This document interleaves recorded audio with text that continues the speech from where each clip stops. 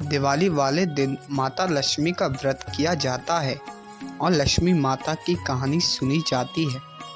ऐसी मान्यता है कि इस दिन माँ लक्ष्मी पृथ्वी पर विचरण करने आती है। जो भी माँ लक्ष्मी के सच्चे मन से आराधना करती है, माँ लक्ष्मी उस पर अपनी कृपा बरसाती है। दिवाली वाले दिन कई लोग व्रत रखते हैं और शाम के समय विधि विधान से व्रत खोलते हैं और लक्ष्मी माता की कहानी सुनी जाती है।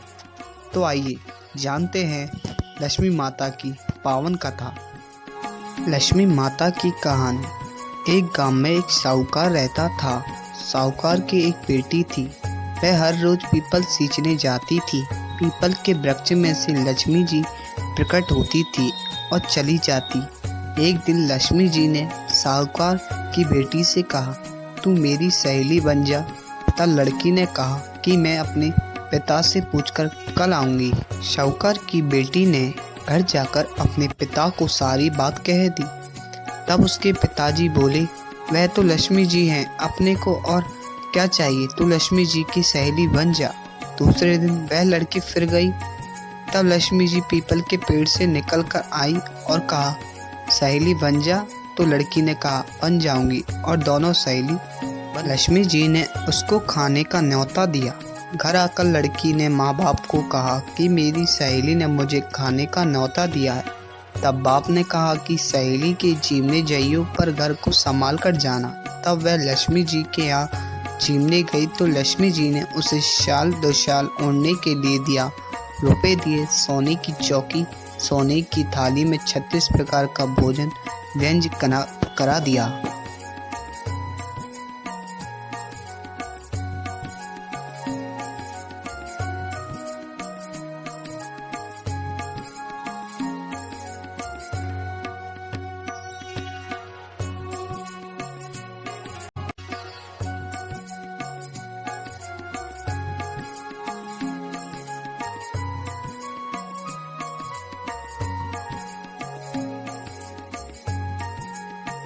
अपने घर में तो कुछ भी नहीं है। तब उसके पिता ने कहा कि गोबर मिट्टी से चौका लगाकर घर की सफाई कर ले।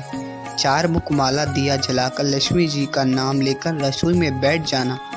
लड़की सफाई करके लड्डू लेकर बैठ गई। उसी समय एक रानी नहा रही थी। उसका नौला का हार छील उठाकर ले गई और उसके घर वह नौला हार डाल गई और उसका लड्डू ले गई। बाद में वह हार को तोड़कर बाजार में गई और सामान लाने लगी। तो सुनार ने पूछा कि क्या चाहिए। तब उसने कहा कि सोने की चौकी, सोने का थाल, शाल दो शाल दे दे, मोहर दे और सामग्री दे, 36 प्रकार का भोजन हो जाए, इतना सामान दे। सारी चीज़ें लेकर बहुत तैयारी करी और रसोई बनाई। तब गणेश जी से कहा कि लक्ष्मी जी को बुलाओ।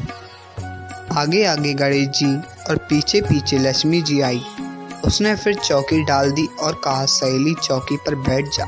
जब लक्ष्मी जी ने कहा, सहेली चौकी पर तो राजा रानी के भी नहीं बैठी, किसी के भी नहीं बैठी, तो उसने कहा कि मेरे यहाँ तो बैठना पड़ेगा। फिर लक्ष्मी जी चौकी पर बैठ गईं। तब उसने बहुत खातिर की। जैसे लक्ष्मी ने करी थी वैसे ही उसने करी। लक्ष्मी जी उस पर खुश हो गईं। घर में खूब रुपया एवं लक्ष्मी हो गई।